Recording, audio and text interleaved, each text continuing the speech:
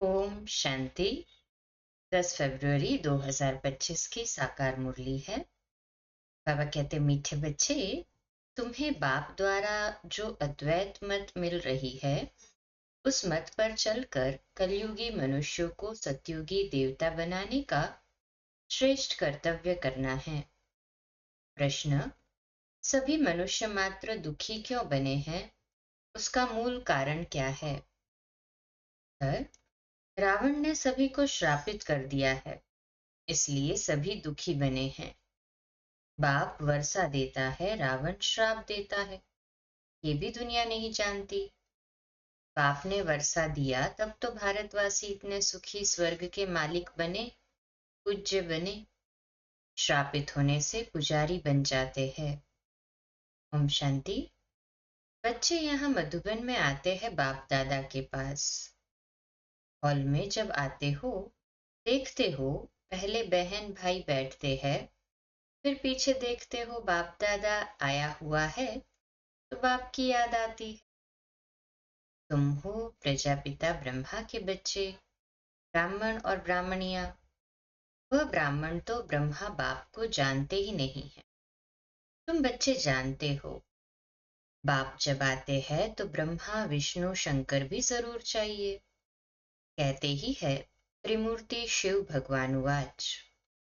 अब तीनों द्वारा तो नहीं बोलेंगे ना, ये बातें अच्छी रीति बुद्धि में धारण करनी है।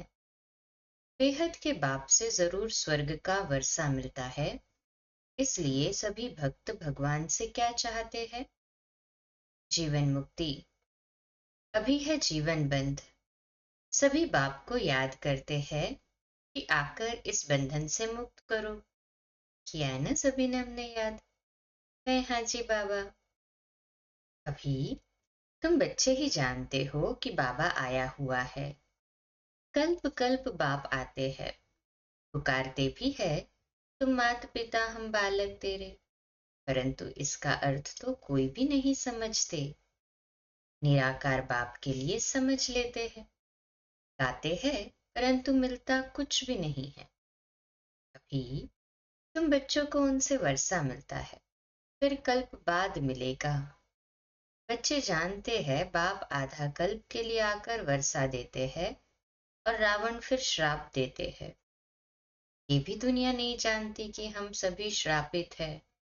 रावण का श्राप लगा हुआ है, इसलिए सब दुखी है।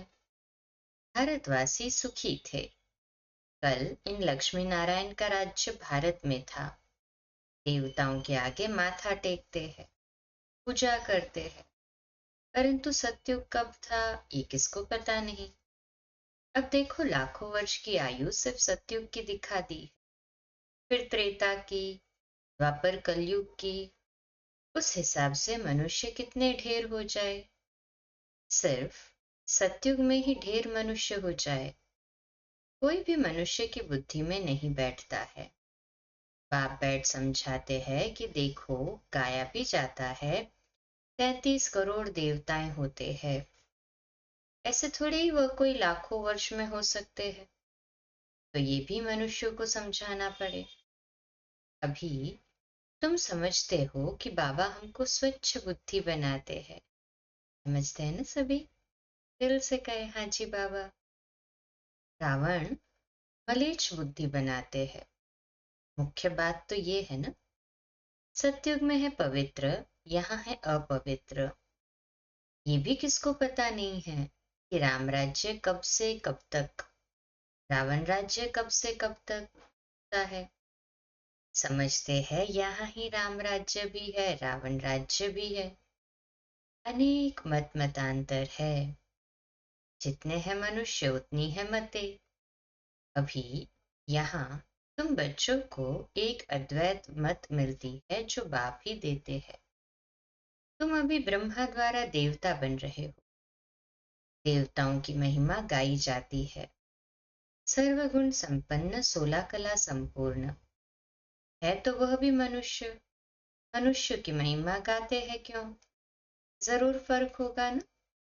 अभी तुम बच्चे भी नंबरवार पुरुषार्थ अनुसार मनुष्य को देवता बनाने का कर्तव्य सीखते हो। कलयुगी मनुष्य को तुम सत्यों की देवता बनाते हो, अर्थात शांति धाम ब्रह्मांड का और विश्व का मालिक बनाते हो। ये तो शांति धाम नहीं है ना। यहाँ तो कर्म जरूर करना पड़े। वह है स्वीट साइलेंस होम। अभी तुम समझते हो हम आत्माएं स्वीट होम ब्रह्मांड के मालिक है।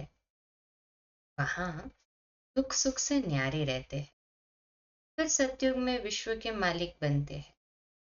अभी तुम बच्चे लायक बन रहे हो। एम ऑब्जेक्ट एक्यूरेट सामने खड़ी है। तुम बच्चे हो योग बल वाले, वह है बाहुबल वाले। तुम भी हो युद्ध के मैदान पर, परंतु तुम हो डबल अहिंसक, वह है हिंसक। हिंसा काम कटारी को कहा जाता है। सन्यासी भी समझते हैं यह हिंसा है, इसलिए पवित्र बनते हैं। परंतु तुम्हारे सिवाय बाप के साथ प्रीत कोई की है नहीं। आशिक माशुक की प्रीत होती है ना। वह आशिक माशुक तो एक जन्म के गाए जाते हैं। तुम सभी हो मुझ माशुक के आशिक। इसी मार्ग में मुझ एक माशुक को याद करते आए हो। अब मैं कहता हूं, ये अंतिम जन्म सिर्फ पवित्र बनो और यथार्थ रीति याद करो, तो फिर याद करने से ही तुम छूट जाएंगे। सतयुग में याद करने की दरकार ही नहीं रहेगी। दुख में सिमरन सब करते हैं। यह है नर्क। इनको स्वर्ग तो नहीं कहेंगे ना। बड़े आदमी जो धनवान है वह समझते हैं हमारे लिए तो यहाँ ही स्वर्ग है। विमान आदि सब कुछ वैभव है। इतनी अंधश्रद्धा में रहते हैं ना। गाते भी है तुम माता पिता, परंतु समझते कुछ नहीं। कौन से सुख घनेरे मिले ये कोई भी नहीं जानते हैं। बोलती तो आत्मा है हाँ जी बाबा। तुम आत्माएं समझती हो हमको सुख घनेरे मिलने हैं। उसका नाम ही है स्वर्ग सुखधाम। स्वर्ग सभी को बहुत मीठा भी लगता है। तुम अभी जानते हो स्वर्ग में हीरे जवाहरातों के कितने महल थे। मार्ग में भी कितना अनगिनत धन था। जो सोमनाथ का मंदिर बनाया है, एक एक चित्र लाखों की कीमत वाले थे। वह सब कहाँ चले गए। इतना लूट कर ले गए। मुसलमानों ने जाए मस्जिद आदि में लगाया। इतना अथाह धन था ना। अभी तुम बच्चों की बुद्धि में है हम बाप द्वारा फिर से स्वर्ग के मालिक बनते हैं। हमारे महल सोने के होंगे। दरवाजों पर भी जड़ीत लगी हुई होगी। जैनियों के मंदिर भी ऐसे बने हुए होते हैं। अब हीरे आदि तो नहीं है ना जो पहले थे। अभी तुम जानते हो हम बाप से स्वर्ग का वर्षा ले रहे हैं। शिव बाबा आते भी भारत में ही है।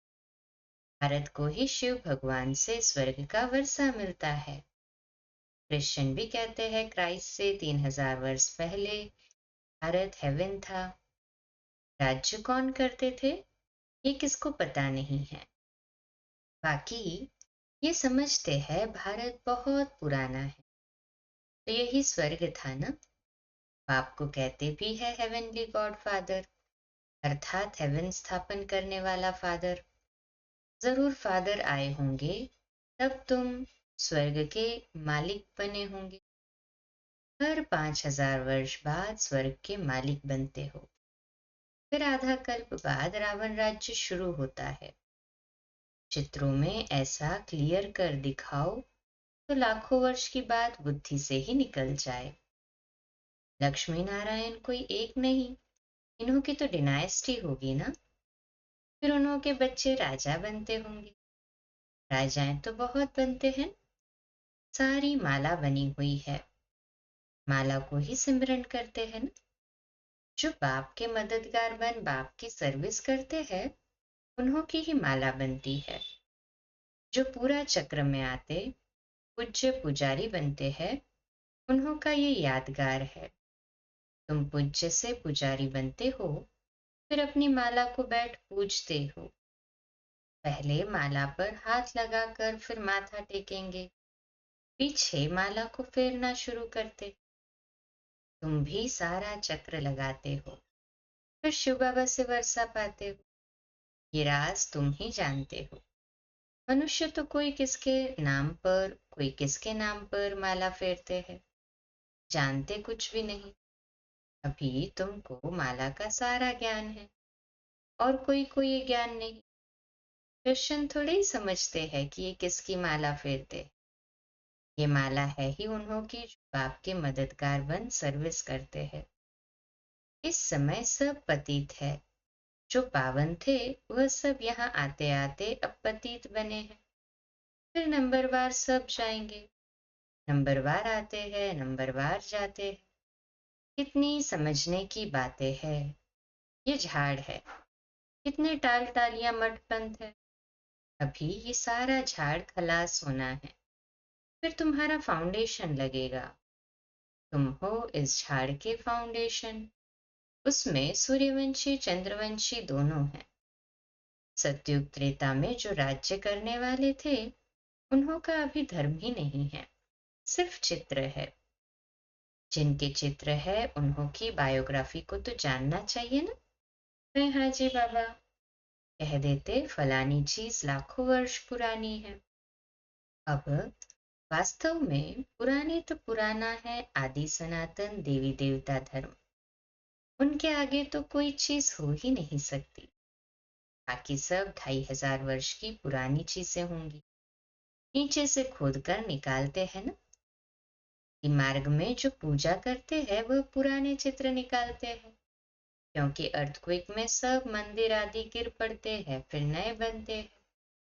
हीरे सोने आदि की खानियां जो अभी खाली हो गई है, वह फिर वहां भरतू हो जाएगी।